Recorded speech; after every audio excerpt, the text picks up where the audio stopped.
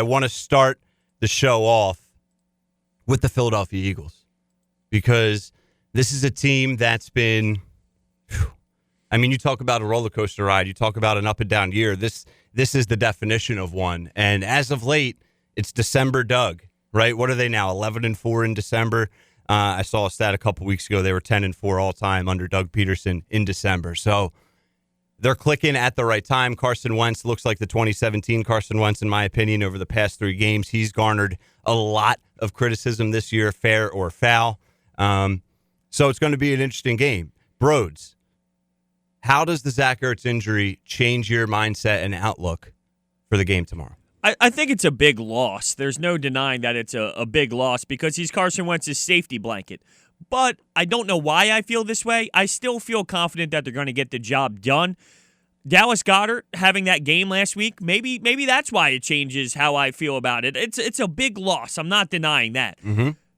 But I still think, and I can't believe I'm saying this, but with Greg Ward, with Josh Perkins, oh yeah, baby, Dallas Goedert, the Rookie of the Year version of Miles Sanders, and with Jordan Howard coming back, I still think that they have enough, and Carson Wentz, I still think that they have enough to get the job done. Jordan Howard, that's a key name, and I'm so glad you brought up his name because... Why, thank you. Yeah, you're welcome. For those of you out there that don't know, Jordan Howard is playing, and he's missed what? 5 games? I believe it's 6 weeks, so I don't know if that means 5 games or 6 games carry total. the one. It could be 6 games. Yeah, we're not mathematicians here. No, that's not why we're here. We're here for our amazingly, stunning good looks. But besides that, I think Jordan Howard, that dynamic is going to be interesting. And I'm not going to be the guy that's screaming, uh-oh, Jordan Howard's returning. Miles Sanders has been playing so well. But guess what? I think that guy does have something there. Right, because Miles Sanders, you just brought up Rookie of the Year, Miles Sanders. And I know you said it, somewhat jokingly, but guess what? The dude could legitimately win Rookie of the Year. No, yeah, I wasn't saying it jokingly. I think compared to what he was earlier this year, I'm saying we now have a Rookie of the Year version of him compared to, if we said this in week 3, we'd be laughing to say that Miles Sanders is some like a stud version of himself. Exactly. And early in the year, I know Jeff, myself, and Mike Gill, we talked about it a lot in September, October, early November. Should Miles Sanders get the bulk of the carries? Should Jordan Howard, get more carries? And since Jordan Howard went down, it allowed Miles Sanders to really get comfortable and confident, not look over his shoulder. It forced Doug Peterson to really implement Miles Sanders in the offense more and make him not only a bigger part of it, but really, you can argue, the part of it at times. And he's done a great job catching the ball out of the backfield. He's been doing that since week 1, but now you start to see games where he has carries of 21, 19, 20, 19, and it's really worked for the Eagles. So I don't want to say I'm fearful of Jordan Howard's return because this team needs as much healthy talent that it can get, but I don't want to see Coach Doug Peterson stray away from what has been working because we've seen that from Coach in the past. I think that's fair. I'm under the impression, though, that I don't know if you can really mess this up. Now, I am with you. I don't want Miles Sanders to lose any touches, any carries, any receptions. I don't want him to lose a step. But if he was to lose 2 or 3 touches and Jordan Howard was thrown in there a couple times instead, it's not the end of the world. Like, I don't think it's that much of a big deal. It's hard to mess this up unless somehow Miles Sanders goes from 20 touches to 8 or 9 or something to that extreme. But if he loses 2 or 3... No big deal. Right. I don't think it's that big of a deal. But I do see your concern on if we've seen Doug sometimes get a little carried away with things. Yes. If this is one to an extreme, then I would be disappointed. But I don't think he's going to do that. Yeah, neither do I. And you can also argue or just point out that Jordan Howard's returning, right? And if you expect the Eagles to take care of business tomorrow against the Giants in the Meadowlands, then you can make an argument that you want Jordan Howard to get touches and get, back up to game speed. And, if he doesn't have more than 3 to 5 carries tomorrow and you go into the playoffs, you're going to need Jordan Howard. Right? So it's a fine line that I think Coach Peterson and the Eagles are going to be walking where we need to win this game. We control our own destiny. but you also want to get Howard up to speed, and you also want to figure out how you're going to operate and strategize this offense from a game planning and a play calling standpoint.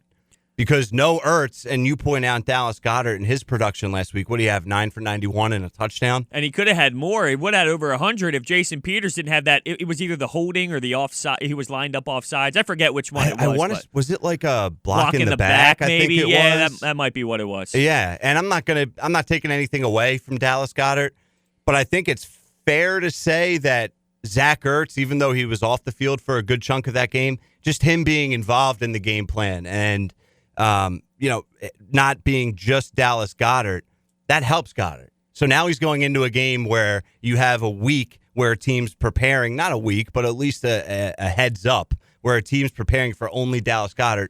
Let's see how he does. Let's see what Doug Peterson does and what this offense looks like. 609-403-0973. How do you feel out there? All right, listeners of the Pete Thompson Show, how do you feel about the Eagles' chances now tomorrow against the New York Football Giants? Daniel Jones last week, 5 touchdown passes. 5. Not 1, not 2, not 3. He threw 5. He looked pretty good doing it. Saquon Barkley, that's the guy that Miles Sanders backed up in Penn State. All right, and there's no game plan for him. There's really no stopping Saquon Barkley. You can do a few things, but Jim Schwartz, another big, obviously, part of the game tomorrow. I think what we saw against the Cowboys was a Jim Schwartz we don't typically see, right, Broads? That's a guy that I think took some calculated risks against the Cowboys to get that win. Maybe he knew Dak Prescott's shoulder was off, whatever it may be, but he stacked the box, took some more risks, and it paid off. That's a big point you brought up. This is another Jim Schwartz game.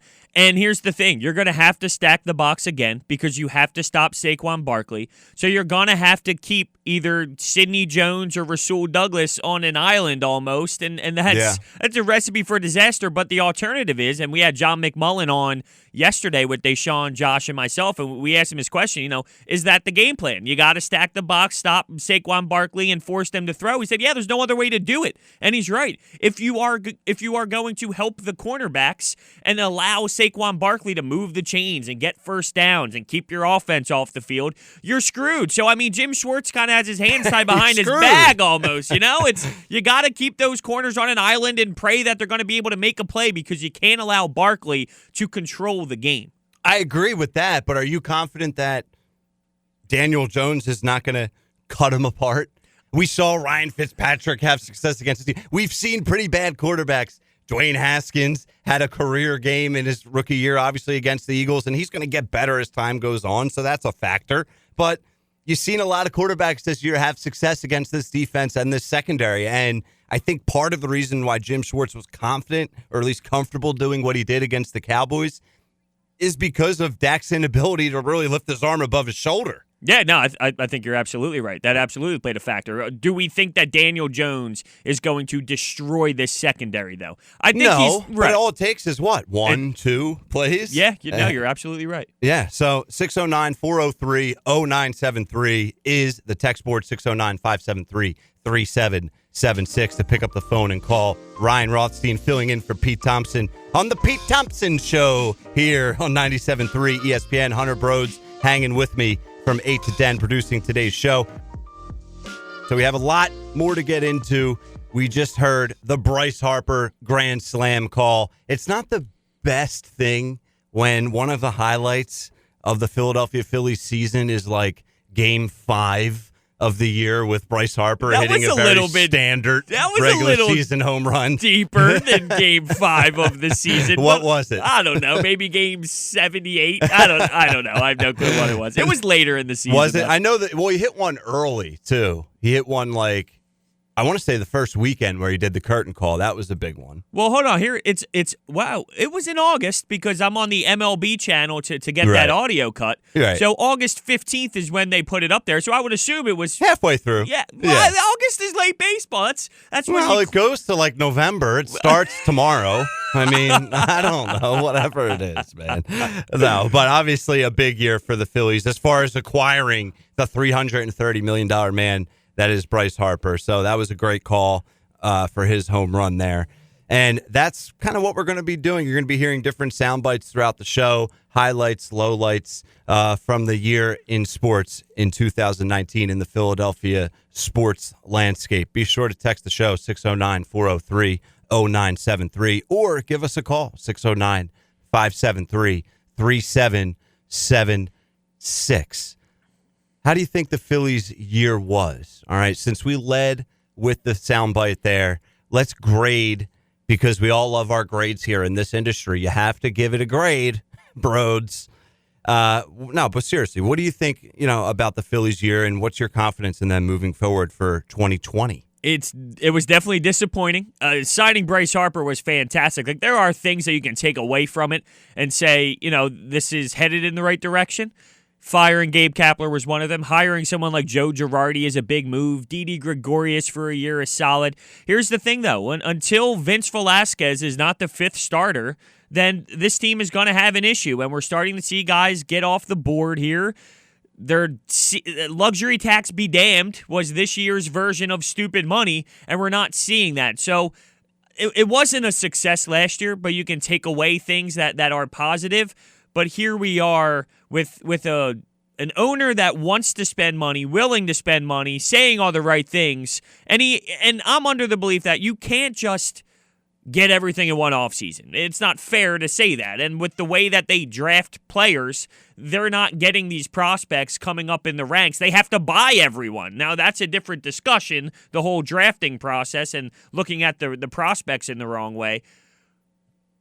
But when it comes to this luxury tax problem, they are still behind the Nationals. They are still behind the Atlanta Braves. And they are in this battle between the Mets for third place. So, I'm not thrilled right now with where they are, because I'm going to have to watch Vince Velasquez pitch every fifth day once again. And until they fix that, I'm going to be really pissed off.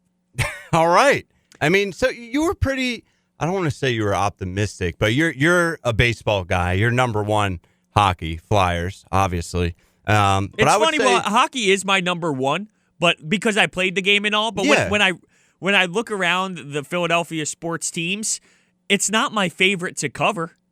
Really? Yeah. Why? I don't know. Maybe because I've been around it for so long, and because I have so many people that I know that are in the league. It's almost weird because I'm a Flyers fan, but I have some friends that play around the league, and I support them, I root for them, I want them to succeed just as much as I want the Flyers to succeed.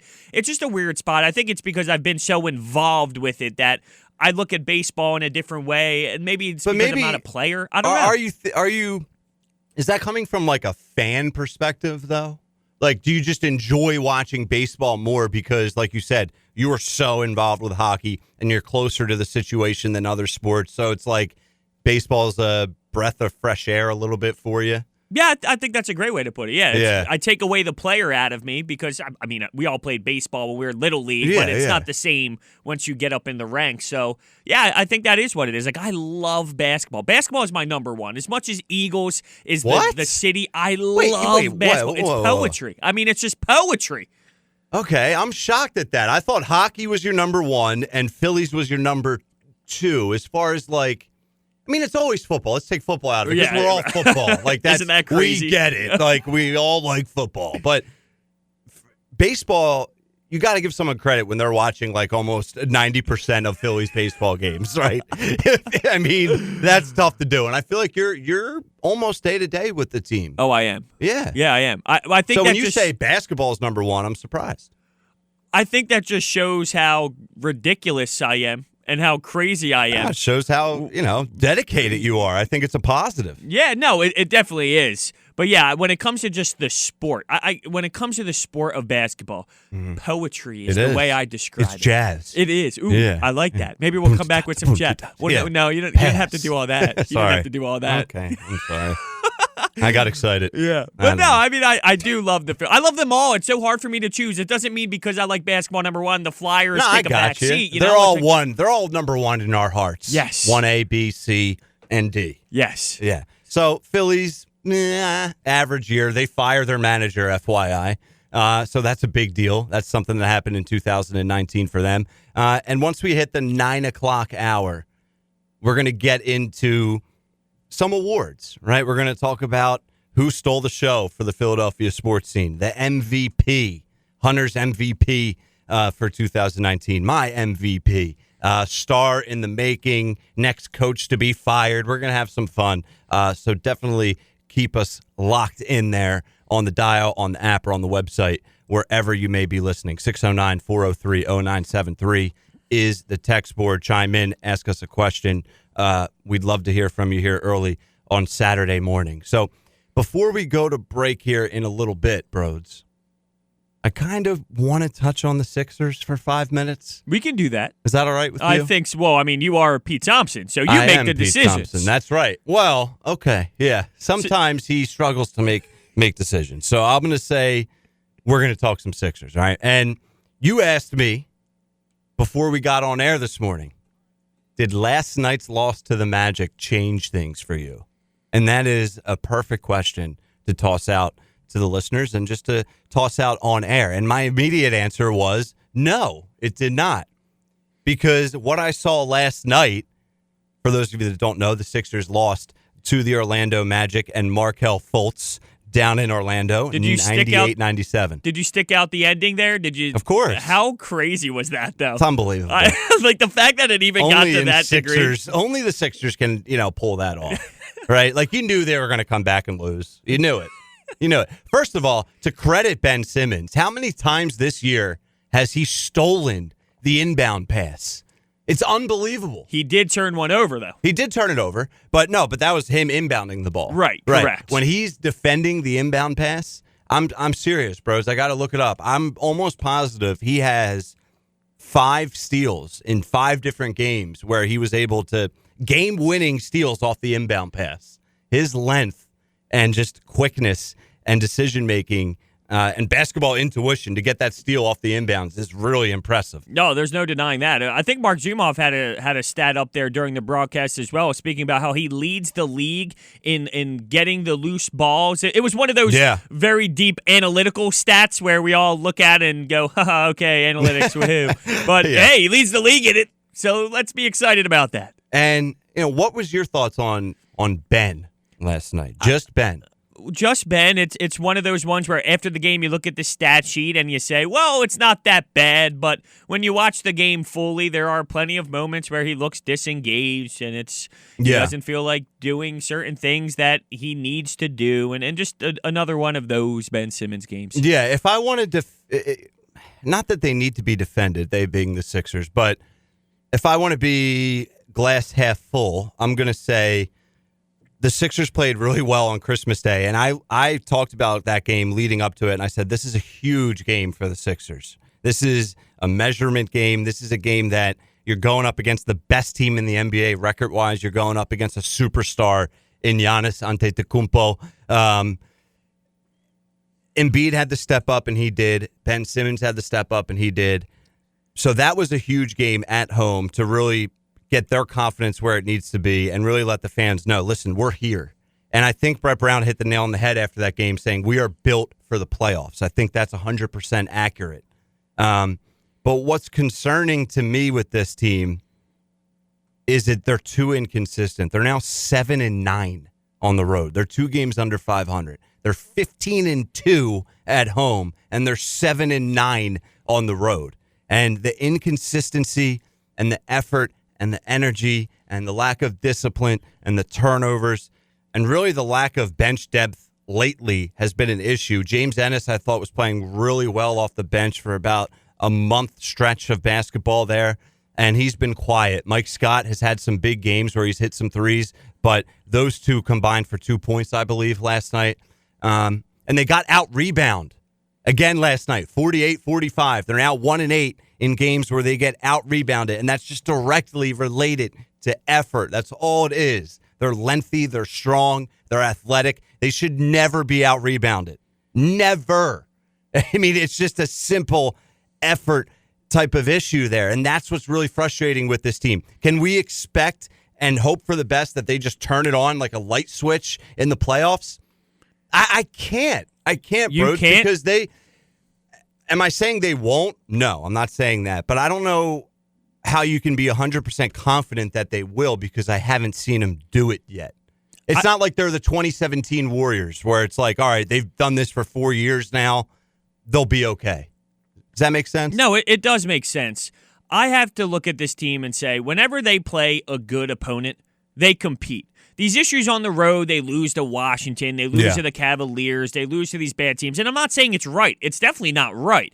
But when a good team is on the other side, they are more focused and more dialed in to play. So if they go to Miami tonight and they lose by 1 point and it's 104, 103, it's a good game and they're battling, they're competing, they look so dialed in and ready to play.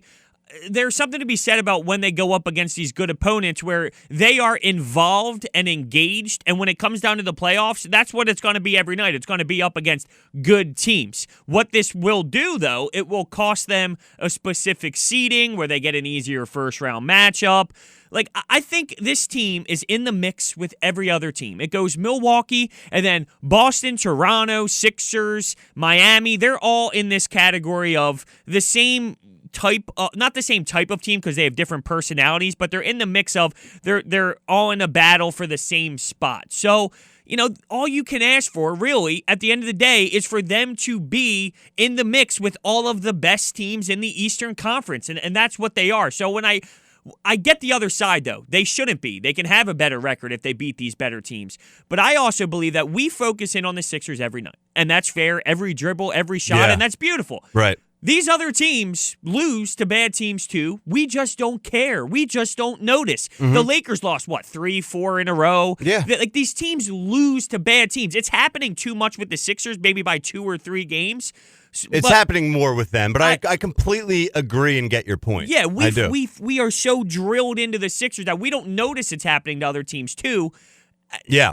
The team plays against good teams. It's not right that they take games off, but it is the truth that when there is a good opponent on the other side, they have a different swagger about them. They do, and I think that's the positive, and that's what you got to, lay your hat on, but I think that's what makes it even more frustrating is well, what the heck did we just see 2 days ago? What are you doing? And, just a quick nugget here. After starting off the season 5-0, the Sixers dropped 5 of their next 7. Then they won 4 straight. Then they laid an egg against the Wizards. Then they won against the Raptors, Nuggets, and Celtics. Then they barely beat the struggling Pelicans before dropping 3 in a row. Well, that was their 13 of. They went on a 13 of 15 games where they won. Yes. So in that stretch, there was 13 of 15 victories. Yeah, for sure. I'm just pointing out the inconsistencies. But that needs to be pointed out as well. Ryan Rothstein filling in for Pete Thompson on the Pete Thompson Show here on 97.3 ESPN. Be sure to download the free 97.3 ESPN mobile app. We're live in the Matt Blatt Kia Studios. Hunter Brody alongside me as well, producing today's show. A good first hour. We still have a lot more to get into, taking you up to 10 a.m., leading you right into Schweimer, the locker room, Billy Schweim. Do you have any idea what he has on tap, by the way? I'm going to go with passionate. Newspapers and passion. Oh, yeah. What is it from a fan's perspective? Yeah, from a fan's perspective. You're going to get that. And he's on live remote. I just don't know where he's at. Oh, he is on live remote. Yes, he is I was live. really looking forward to seeing him this morning. Yeah, not happening. No, not today. Nope. Sunday, though, he'll be here. If you want to stop on in during the show on your Sunday morning. It's a hard pass. Okay, listen, I'm just throwing it out there. The options on the table. Should I call into his show since he called into my show this week and turn things upside down? I think you should. Okay, I probably won't. So we still have our 2019 Philadelphia Sports Awards to get into. Before we get into that, I'm going to keep teasing it. So people just keep on listening because I know they want to hear all of our awards, bros. I want to get it back to the Eagles. All right. I want to talk about the game tomorrow and how we feel about the chances for a win and getting into the NFC, getting into the NFC playoff picture, and winning the NFC East. Do you have any confidence in this team? Not just tomorrow, but let's say they win. They're going to have a home playoff game, and no one wants to come to Philadelphia at the Link for a home playoff game. I don't care who you are. I don't care what your record is. It's not easy to win, as we always point out the glaring stats as they compare home versus away for the Eagles. They ball out at Lincoln Financial Field. They always seem to find a way. So are you confident that this team could potentially win a playoff game or 2 or 3? Oh my. I know. Oh my. I know. You went I'm from getting one weird. I know. Did you have enough coffee? What is in that coffee? Oh, it's you don't want to know. Cream and sugar. The thing is, I hate to look ahead because Sunday is so important. But if you are forcing me to, yeah, I will say this. I think they can win a game at home, and I'll leave it at that. Whatever happens afterwards is house money. To be honest with you, the playoff game is almost house money to me, just based off of the emotional roller coaster we went through. But yeah, I do believe they have a chance based off of the atmosphere and the way the defense plays at home, that they do have a chance of winning a playoff game, no matter if it is San Francisco or Seattle, because Seattle's so banged up that I think that gives an advantage to the Eagles. And when you look at the 49ers, someone like Jimmy Garoppolo, I don't know how much I believe in him in this type of atmosphere, and their defense has been struggling over the last few weeks. So, I do think that they can win one game. Yeah, I'm not saying that I don't believe in this team at all. It's just been such an up and down type of year. If they lose, what's a good season for you? Because for me, they have to figure out a way to win the game tomorrow. Not lose and the Cowboys lose and they get in. I want to see them win. I want to see them finish 9-7. And then for me, I would agree with you. It's all house money from there. It'd be disappointing if they lose at home in the playoffs. But right now, I want to see Carson Wentz in a playoff game and figuring out a way to get the job done tomorrow. I agree. I'm on the same exact page. 9-7, win it, win the game, look good winning the game, and then we are playing with house money. The one thing, though, when I look at it and I look back at where we were in August, it's so crazy to see where we really have dipped off. And it's not wrong. It's not wrong to change expectations. I think this is funny, and I respect Billy Schwein for doing this. He looks at his wins and losses that he had back in August. When we talk about games, he looks back and goes, well, what did I have back in August? Oh, I said it's a win. Okay, I think there's going to be a win. And to an extent, I don't know if that's fair because expectations change. Things change. Players get injured. Other quarterbacks aren't playing in the game. There's so much that can happen throughout a season and within matchups. It's hard to date back to, okay, well, what did I say in August about this team? What I'm saying is, at the end of the day, it's just crazy to think where we were in August to where we are right now, being satisfied with 9-7 and winning the division and losing a home game compared to winning the Super Bowl. But it's not wrong because so much did change. This team was not the same team that we thought they were coming into it. Expectations change so heavily. It's just funny to see it happen. It really is. And if you go back to August and you look at our expectations and all the hype around this Philadelphia Eagles team, you would say that it's a disappointment, regardless of what happens tomorrow and regardless of what potentially happens in the playoffs. Obviously, if they make a deep playoff run, then that's a different story. But nonetheless, they figure out a way to get hot when it matters. Carson Wentz has won, 3 straight now, and he's looked really good doing it. But we'll see what happens tomorrow. It would be so typical for the Eagles to find a way to lose tomorrow. And the Eagles lose. And now we're going into the playoffs with an even more uncertainty about this team. So it's going to be interesting to see what happens, how it plays out for the Philadelphia Eagles. 609-403-0973 is the text board. If you want to pick up the phone and give us a holler, you can do that at 609-573-3776.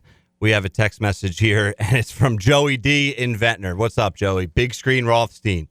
That's his sarcastic way to say hello to me. I think the Eagles will win Sunday if Carson wins nicely at New York and comes back with a home playoff win at the Link. You have to give him a crazy amount of credit with Carson and the replacements. I think that's a fair point, and I was as critical as anyone regarding Carson Wentz during his time of struggles, air quotes, right before this 3-game winning streak. The Eagles did not look pretty at all, but I will give Carson credit for what he's been able to do lately. But I brought this up on the Sports Bash, and I'm going to bring it up again. I think a big part of his success is these guys that he's playing with are not scrubs. I like that you brought that up. Yeah, and these guys are legit. And Greg Ward, I think, can be a legitimate weapon in the National Football League. Miles Sanders is on his way to potentially win Rookie of the Year. Dallas Goedert is as good of a tight end, I think, as anyone, at least for the younger guys at that position. So I'm not taking away credit from Carson, but I think the narrative of Carson and the scrubs is a little bit overblown. I think that is very true. In regards to Greg Ward, a legit weapon in this league, I think he's more of just a standard guy. I just think that's what he is. He's just a slot receiver who can catch a football. We've just been used to slot receivers that can't catch a football, and that's not a knock on Greg Ward. He's put in a position to go out there and make a name for himself, and he is absolutely taking the moment and running with it. He's catching the ball. He's making plays. A legit threat in this league. I think he's just an average slot receiver. But, hey, I mean, you can argue that's what you need out of that slot receiver position, just a guy who can catch the ball and provide what he provides. So, with that being said, that's where I think Greg Ward is. But I think you nailed it when saying they aren't scrubs. I mean, they're just not scrubs. You can argue or say that, would it be a lot better with a healthy Alshon with the right mindset and with Nelson Aguilar played like 2017 Nelson Aguilar? Would it be different if Deshaun Jackson was in the mix? Absolutely. But these players have shown that they can actually do something, except, and I will be critical on this guy, even though he had 2 early catches in the last football game, J.J. Arcega-Whiteside to me is somewhat of a bad football player right now. He definitely is, not somewhat. Yeah. I mean, he's failed to, pick up the offense, run routes properly, and really just incorporate himself at all.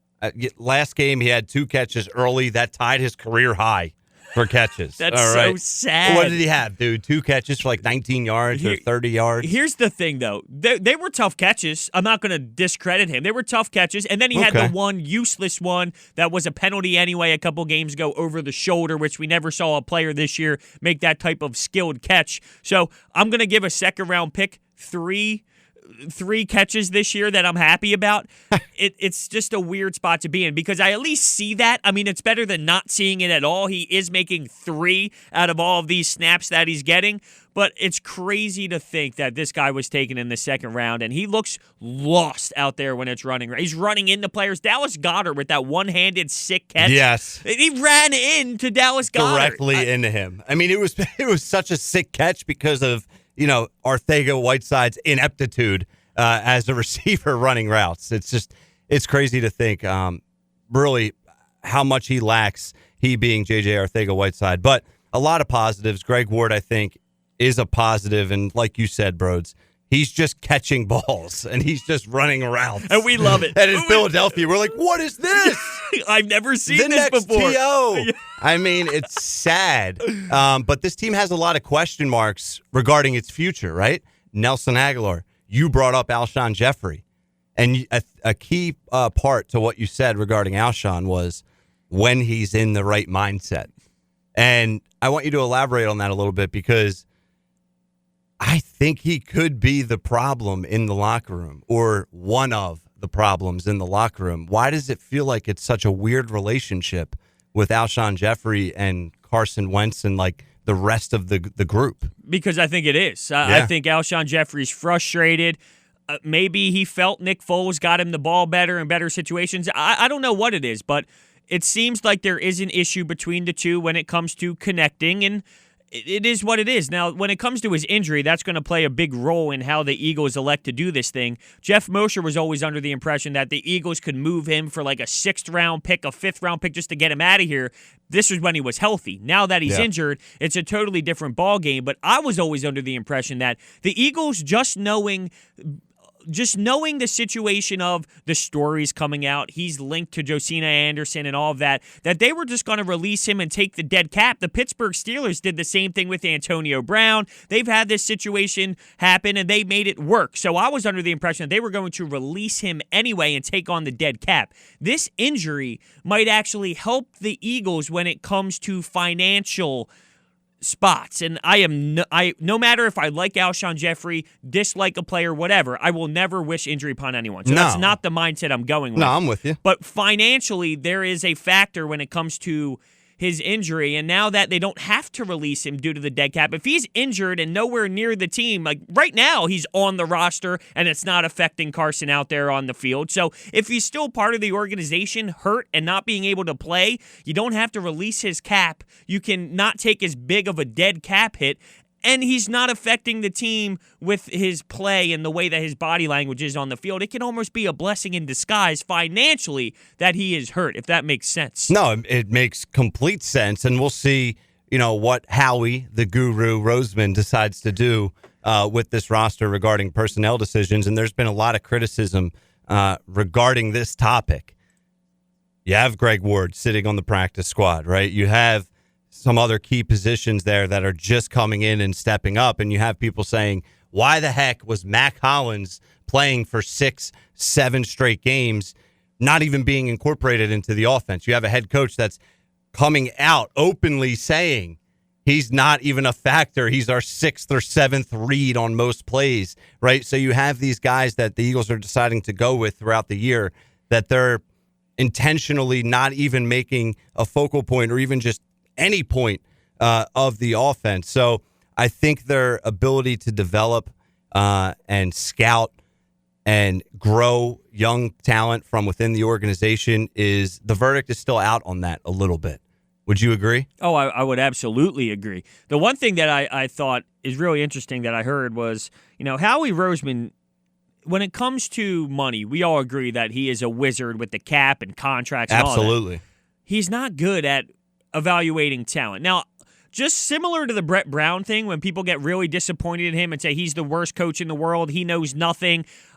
No, that's not true. Is he the right guy? Well, that's a different discussion, but he's not the worst coach in the NBA. No. But when it comes to Howie Roseman, I don't think he drafts well, but he did draft some great players as well. Look at Miles Sanders. Andre Dillard could be a factor. Like, when you look at it as a big picture, there are some things that he hit on where people think he's the worst drafter in NFL history. Well, that's not true, but he isn't a good drafter. Yeah. So I think that there should be someone who maybe takes control of the drafting part of things while Howie Roseman takes control of just the money side of things. I don't know if that will happen, but I think that needs to be discussed because, as you stated, these players aren't maybe, not all of them, because I do give him credit for some hits, but some of them, and more than we would like to say, aren't as good when they come in, and maybe they aren't being developed as well as we want them to. Yeah, no, I would absolutely agree, and there's going to be a lot of question marks surrounding the team. Carson Wentz. All right, I just want to point out some numbers. In the month of December, he has a 68 completion percentage. He has over 1,000 yards passing, 1,220 to be exact, 9 touchdowns, 1 interception, and a QB rating just under 102 at 101.7. And I point this out because you look at the last 3 games, the Giants, the Redskins, and the Cowboys. He's playing unbelievable ball. 71% completion, 94 of 141, 6 touchdowns, no picks. All right, games against Miami, Seattle, and New England, a 61 completion percentage, down 10 percentage points, 750 yards passing, 5 touchdowns, 3 picks. And then 3 games prior to that, you have 59 of 89, 62% completion percentage, 600 yards passing, 3 touchdowns, 1 pick. So his development has definitely evolved as of late. In December, Carson seems to be the guy that we wanted him to be. Some people have been more critical than others.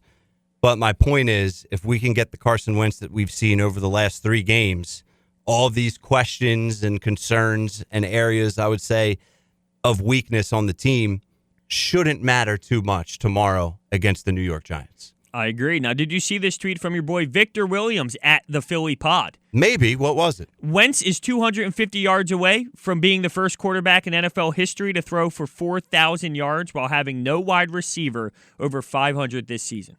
Wow. Yeah. Now, as much as we rip Doug Peterson apart and he makes some questionable decisions out there on the field, when it comes to game planning, I mean, that means he has made this work with 2 tight ends and running backs. Yeah. And that's crazy. I mean, it is crazy. I'll be honest with you. Alshon and a running Jeffrey's back close. that's gotten hurt.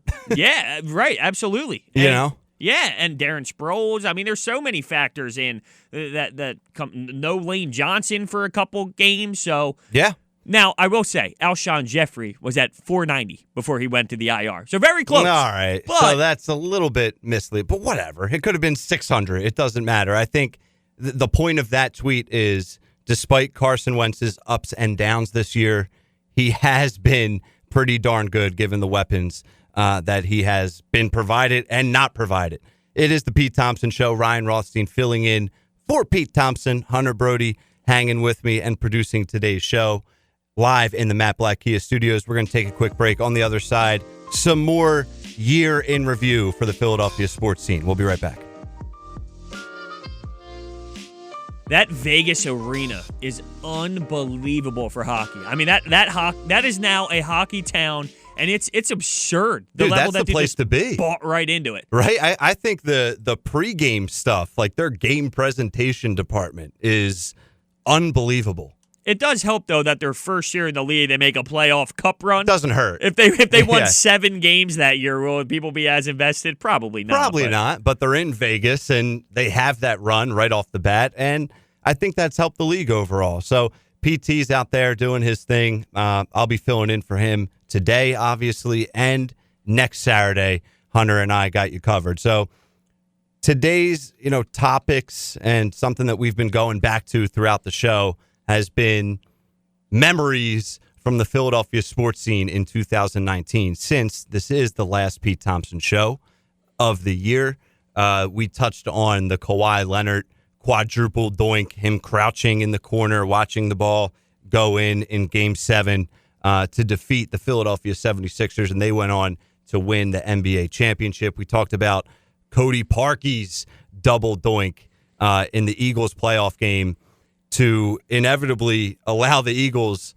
to move on and win. And guess what? The next game, Alshon Jeffrey misses a big pass that you can argue was the reason that they weren't able to advance and potentially repeat the run that they had in 2017. 609-403-0973 is the text board. What's the one moment, play, or memory that sticks out for you in 2019? It doesn't even have to be Philadelphia sports, but we would like it to be. But if you want to chime in on anything else you have, feel free to do so. Now, how did you feel about that Jimmy Butler one we just played? Now, I'm a Jimmy Butler guy, all right? I know things didn't work out, but I still love the guy's mentality and the alpha part of him. To. When he made that shot against Boston and he had that celebration where he's just standing there on the ground staring, I loved it. I literally loved it. That was such a great moment to me, even though he's no longer on this squad. It was a great moment, and it's such a weird era, the half a season of the Jimmy Butler era, but he was so loved in this city, right? Because he's just everything I think this city likes. He's a star. He's a hard worker. He's not shy. And, obviously it didn't work out, but it was fun. It was fun while it lasted, for sure. It wasn't long. Wasn't long. It was short, and I guess it was sweet. So I want to ask you, Broads, what's your play of 2019, or what's your one, moment above everything else? Anything stick out? Is it a play? Is it a athlete, a coach, a team? Well, if I go the athlete route, it's Bryce Harper. Bryce Harper coming here, we landed the biggest fish possible. And it's not just his production on the field. It's the name. I mean, the name is the biggest name. Mike Trout's the best baseball player on earth. There's no denying it. Bryce Harper's the biggest name in baseball. You think he's bigger name than Mike Trout? Bigger name in the sport of baseball? Absolutely. Mike Trout, he's in Los Angeles. He's out there. He never makes the playoffs. He doesn't have as much of a personality than Bryce Harper. So no one's denying that he's the best player on earth, because he is. But Bryce Harper's name carries more. It sells more tickets. It moves the needle a little bit more. Yeah. I mean, a lot of people say Bryce Harper's overrated. I would say that he's almost underrated because everyone thinks he's so overrated. He's not. He's not. He's a very good baseball player. He's fantastic. And because the the Phillies landed him and landed the big fish. Now, we got lucky because it wasn't as if the Yankees and all these big teams, the Dodgers, like all the big teams were not in on him. We got lucky for that 1 year that it happened, but you need luck sometimes. So if we're going to go with player, I got to go Bryce Harper. And if we go with play, I hate to go negative play, but no, go ahead. How can it not be the Game 7 bounce? It has to be. It has to be. It absolutely has to be. That's mine, too. That's going to be talked about for a long time. I mean, that is the shot, I think, that everyone will remember in Philadelphia. One of the worst shots that will be remembered. And it's crazy that you have the quadruple doink and you have Cody Parkey's double doink in the same year, both in the playoffs for the Eagles and Sixers. But Kawhi is definitely my play. For my athlete, it's a tough one because I would agree with you that Bryce Harper was the athlete that I think stole the show in 2019, because when you're able to bring someone in like that in free agency to Philadelphia, that's a huge deal. That doesn't happen very often. Like, how many big free agent signings can you point to in Philadelphia sports history? It doesn't happen, and it's not. And this is why location is so important. We talk about how passionate this fan base is. First off, not everyone is built for it. I mean, if you're going to choose Philadelphia, you're going to have the right mentality to do so, unless money talks that much. Scott Rowland? Yeah. He got ran out of town. Yeah, exactly. Not everyone is built for it. And we love it here, but, California talks, all these nice Miami. There's a reason why Miami never needs to rebuild. One, because of taxes, and two, because of location. They're going to get free agent stars because people want to go there. So it's a big deal to land somebody like that. Yeah, it is. And I would have to agree with you with Bryce Harper. I know that's boring, but he is definitely like the guy and the moment from 2019. Ben Simmons, for better or worse, he's always going to be at the top of the list with his unwillingness to shoot the basketball. I just think that story carried a lot of 2019, and it's going to continue to carry 2020 until he decides to really make some changes there. So Ben Simmons, Bryce Harper, Embiid's always there, but he didn't really do anything in 2019. I mean, him and Ben both made their first All-Star appearance, so that's somewhat of a big deal. Yeah, let me ask you something about Ben, because I'm just as frustrated as everybody else. And, I'm one of those guys that defends Ben Simmons to the point of, look at his defense, look at his passing, look at what he can do. He can guard 1 through 5. And those are very solid points, and they mean a lot, and they carry a lot, because people don't realize how important his defense really is to this team. The offensive part of the game, though, is very troubling, and it's annoying to watch.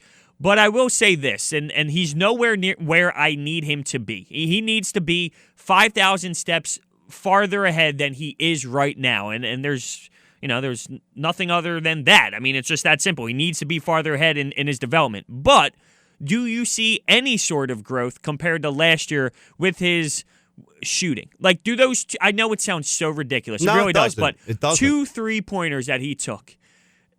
I mean, to say that means nothing is not fair, because he went from literally not even doing it. And those shots were in rhythm. He didn't think about it. It went up. It looked smooth. It looked good. Like, there is meaning behind it, and there is value in it. Now, like I said, he needs to be 5,000 steps ahead on where he is. But did he do anything to this point right now that gives you a little bit of hope that maybe at some point, even if he's 27, 28, 29, which is the prime of anyone's career, that he will have some sort of offensive game to him? I think the fact that he has made 2 3-pointers and how he made them has made it worse. You do? Yes, because here's the thing. Why not do it more? Why did you only take those 2? What made you take those 2 that you're refusing to evolve your game at any level now from those points? Both games were at home. I always clarify that. And too. they were up against Cleveland, 35 points, whatever it was. So it's always against bad teams. It's always at home. And it's always when the game's out of hand. Always being those 2 times. But he has not evolved as a scorer, as an offensive weapon. He's much of the same. He's gotten better on defense. I think he's on pace to potentially get first-team All-NBA. I would say a lot better on defense. And I'm not saying that he wasn't agree. good before, but when I watch him defensively at times, it's elite. It's elite. Yeah. Yeah, I think he's going to make first team All-NBA for the defensive category, but he's just too quiet in important moments. He's just not willing to attack. He's not willing to be a scorer too often. More often than not, he's deferring and he becomes a liability. That's the problem. Now, do you think he's a point guard? What else is he if he's not a point guard? I agree completely. Like this narrative that he isn't a true point guard, he can't play the point guard. Where do you want him then? Right. He would be useless to stand in the dunker spot all game long as a 4. I've been. He's useless when he does do that. I know. Yeah, that's part of the problem is like when he doesn't have the ball, when he is off ball, that's the only place Brett Brown can put him. Because he can't get out, on the 3. He can't do anything, to help the offense when he doesn't have the ball in his hands. And that's why I always lean, and this goes back to Brett Brown. Everyone gets so annoyed and frustrated with him at times, and deservingly so. But that's why I always look at players first. Like, coaching matters, and Gil and I had a discussion about this. Coaching does matter. It is important. But in the NBA, like, the players mean way more than, say, in football. In football, Doug Peterson, I think, has more effect on a game than Brett Brown does in a basketball game. Like, when it comes to basketball, Ben Simmons not shooting is crushing what Brett Brown can really do with this kid. And to say, oh, well, sit him until he learns his lesson. This is 2019 NBA. The players have all the power. You sit Ben Simmons, you probably lose that basketball game. Then you rip Brett Brown for losing the basketball game and then not putting the right guys in because you do that anyway with the rotation. So It's a lose-lose situation for the guy. It's on Ben Simmons to take that next step. I know Brett Brown can totally help develop this guy, but when he cries to the media, and when I say cry, when he goes, tell his agent, tell his mom, tell Ben Simmons, I want 1 a game, and then your response is, well, look, he's not even listening to Brett Brown. That's not, like, Brett said that to the media because that's him telling this fan base, I've been telling this kid for years, do it, and he's not doing it. Like, it's not Brett Brown sitting back and we can totally survive without Ben Simmons. He's been drilling it into this kid for year after year after year after year, and he's not doing it. And that's not Brett's fault, and that doesn't mean the message ran dry. That's just the inability of Ben Simmons really having it click in his head. If Doc Rivers told him to shoot, he's still not shooting. If Popovich told him to shoot, he's still not shooting. Like, can Brett Brown dial up some plays where maybe the pick and roll is a factor and make a play where it's Ben Simmons' ball to shoot more? I think so. But those are two totally different conversations. Yeah, they are. But just to come back with that, and I don't disagree with anything you're saying. First of all, on the point that you started with. Yeah, lots to uncover there. Yeah, the coach, you're right that the most important aspect in the NBA, more than other sports, is the players. If you have the best player on the floor, you're going to win games. If you have the 2 best players on the floor, you're going to win a lot of games. That's the most important part. One player in the NBA can change your entire organization. Not many other sports that can happen in. But once you get to a certain point, the coach makes a huge difference. Yeah, they take you over the hump or not. Exactly. And don't tell me Phil Jackson is not a great coach. There's people out there, I'm not saying you say this, but, well, Phil Jackson had Kobe and Shaq. He had Jordan and Pippen and Rodman, and he had this guy and that guy. You're right, but that's not an easy task to be able to maintain that level of success for that long. So my point is, the Sixers, I can be the coach of this team. They're going to make the playoffs in the NBA, okay? And you can have a bad coach, and this team can get into the first or second round. At some point, there's going to be a decision that makes the difference, a play call that makes the difference, a lack of a decision that makes the difference, and that's what you're going to see come postseason. Well, let me ask you this. If Brett Brown dials up a play at the end of a playoff game and the players fail to execute, does that go on Brett Brown? Because you'll never know, right? Yeah, this conversation, it's like, yeah, you're right. Like, of course, if the players fail to execute, it's on them. But you can also then say, well, why did the players fail to execute? How many times did they run this? When did he call the timeout to set up the play? Is that the best play for him to call? Like, that conversation can go on forever because it's just a bunch of what ifs. It's the chicken and the egg kind of what comes first. Exactly. One thing that and this conversation sparked because of yesterday, and I was informed by a lot of Sixers fans out there because, once again, for the millionth time, I'm not a big-time supporter of Brett Brown. I like how you say informed. Well, yeah, I was informed that Brett Brown got blatantly outcoached by Nick Nurse last season. I completely disagree that if you lose in Game 7 on the last shot of a buzzer beater, that you get blatantly outcoached. And I was also informed that he's not good because he did not have an answer for Kawhi Leonard. Who has the answer to Kawhi Leonard? That? I mean, this is what Sixers Twitter is all about. And I know that's not... I haven't seen a whole lot of that. Really? I mean, that Brett Brown's to blame on Kawhi Leonard? Yeah, for that whole series. He did not do a good enough job coaching in that series. I mean, that's one thing, but to say that he's to blame for Kawhi Leonard's success, I mean, that's a little ridiculous. And that's the extreme of this conversation with Brett Brown, I believe. You know, like, to be logical and say, does he have flaws? Absolutely. Is he the best coach in the world? No, not at all. But he's not awful either. Can you agree or disagree with me when I say he's a good coach? He definitely is a good coach. Good coach. He deserves a lot of credit. Yes. He's done a lot of good things with this team and this organization. I mean, look at where they started, right? That's not easy to come out of the other side of that situation, how he did. That situation being the 10 wins, the process, the tanking. He stayed positive.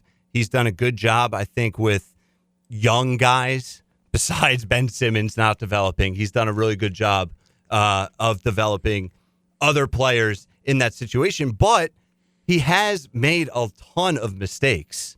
Absolutely. Right? Like he's evolved from a lot of those. Right? Agreed. Like the first round, or I'm sorry, not the first round, but the first playoff run he had against the Boston Celtics, he got outcoached by Brad Stevens. Now, keep in mind, he's 2-0 against Brad Stevens so far this year. I'm just throwing it out there. Yeah. I think he came back. Huge win in Boston. Yeah, and I think he came back the following season, and I thought he did a good job against Brooklyn, but they had the better talent. There's no doubt about it. And I think he did a good job against Toronto. You can talk about the last couple possessions that went quiet, and that always dates back to, Ben Simmons not being able to shoot the spacing on the floor. I mean, he's working with a lot tied behind his back, but I don't think he got out-coached insanely against Toronto. But we do have a texter on the text board, Tom from Summers Point, saying, spot on, Ryan. Coach can adjust under pressure. Now, I don't know if that's fair to an insane degree. I think that they're, like, for example, the Miami Heat game this year and the zone crushed this team. Mm-hmm. You have to adjust. I mean, you just have to find a way for this team to be able to find, if the shooting isn't falling, which it wasn't, start to drive, start to get someone open in that free throw area where there's a gap in between. Like, you got to do something different. So there are times where he can't adjust. I just don't get the point of screaming at this guy to the point where he's shouldn't be allowed in the NBA. And that's to the extreme where it's gotten. Right. Yeah, no, I mean, there's been way too many overblown criticisms that have been irrational regarding Brett Brown. And I think he's a good coach. I think he's done a ton of positives with this team. He's made some adjustments over time. I think he's learned from his mistakes. But one thing that has been consistent is their inconsistencies, their discipline and fundamentals, taking care of the basketball in fourth quarter situations, setting up plays that kind of release the pressure and make things easier for your team.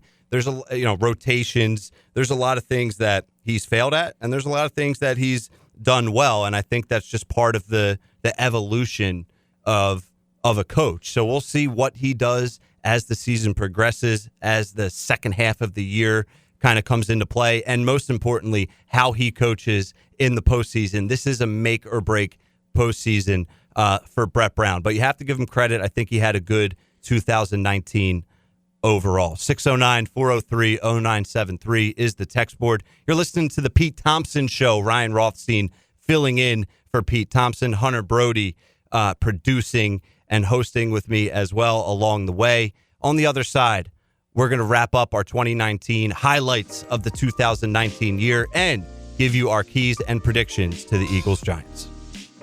So, to wrap up today's show, Broads and myself are going to give predictions and keys to the Eagles-Giants game tomorrow at 4:25 at the Meadowlands. Broads, how about you start it off, man? I think the keys of the game is to be creative. Doug Peterson needs to be creative offensively without Zach Ertz. He's going to have to dial up some screen passes. He's going to have to use Jordan Howard properly and throw him into the mix. Continue to use Miles Sanders in the right way. So I think there's a lot on Doug Peterson's plate when it comes to creativity without Zach Ertz.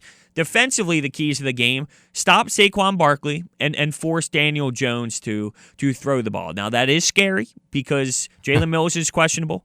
Not that Ronald Darby was good at all this year, but no Ronald Darby. So it's potentially a Sidney Jones and Rasul Douglas secondary there in the cornerback positions on the outside. So that does concern me, but there's no other way to do it. I mean, that's the only way to do it. And that's gonna be a little nerve-wracking. I'm sitting here trying to process it, right? I'm like, wow, wait a second. It might be a little bit of a dumpster fire. But it is. There really and it might be. Is no other way to play it. Maybe get some pressure from the D-line.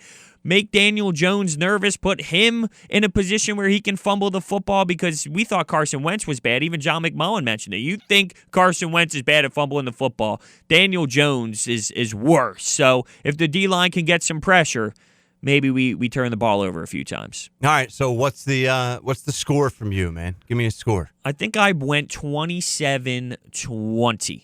27-20 yes, that is what Birds? I went. Yes, that is what I went. 27-20. All right. So for me, I think you hit on a lot of key points there, but it's going to be pressure. You have to get pressure on Daniel Jones, like you touched on. Rookie quarterback Jim Schwartz has typically had success in his stint with the Eagles against rookie quarterbacks. So we need guys like Vinny Curry, Derek Barnett to get pressure on Daniel Jones and rush it a little bit. I think they did a good job last week against the Cowboys of changing things up from a defensive standpoint. They loaded the box a little bit more. They dared Dak Prescott to beat them with his arm, and he wasn't able to do so. So if you have that type of mindset going into the game, I think they should be okay. You got to somehow try and contain Saquon Barkley. Darius Slayton, wide receiver for the New York Giants, he had 5 catches for 154 yards. The last time these two teams played, you have to figure out a way to not get beat deep and have that big backbreaker type of play potentially cost you the game. On the offensive side of the ball, I want to see balance. All right. I'm not saying it has to be 50-50 and they need to fully establish the run. I always have to say it like that. Yeah, I don't know. But that's my mocking voice. You have to establish. No, but you want to get going early. You want to get to an early lead. That can really ease the pressure and it can allow you to do some other things early in the game. So pressure on Daniel Jones, balanced attack on offense. Keep Miles Sanders heavily involved. The heavy dosage of Miles Sanders, I think, is the key to the game. I see the Eagles winning an ugly game, a little bit more low scoring than you predicted, Broads, 17-13. Wow. One thing I did mention was Jake Elliott. I didn't mention it here today, but on my YouTube channel, Sports Talk with Broads, that's on the 97.3 ESPN website after every game, is Jake Elliott. I mean, this guy has missed field goals over the last couple of weeks. He was spot on early, and then he got paid, and he forgot. Said, screw it. Yeah, I don't need to do this anymore. No. But no, I mean, it can come down to player role. One scenario I laid out there, if the Eagles are up 6 late in the game, here comes Kicky Boy, misses a field goal. Kicky Boy? There goes Daniel Jones, and they win by 1. I mean, who knows, right? Yeah, I mean, you're right. He has been off lately, but he did go 13 straight weeks without missing a field goal. But then he got paid. But then he got paid, right? But I'm just saying he hasn't been his strongest as of late. So no, he hasn't. It's something to think about. It is. You want him to be. You don't want any issues with the kicker. That's just the last thing this fan base needs.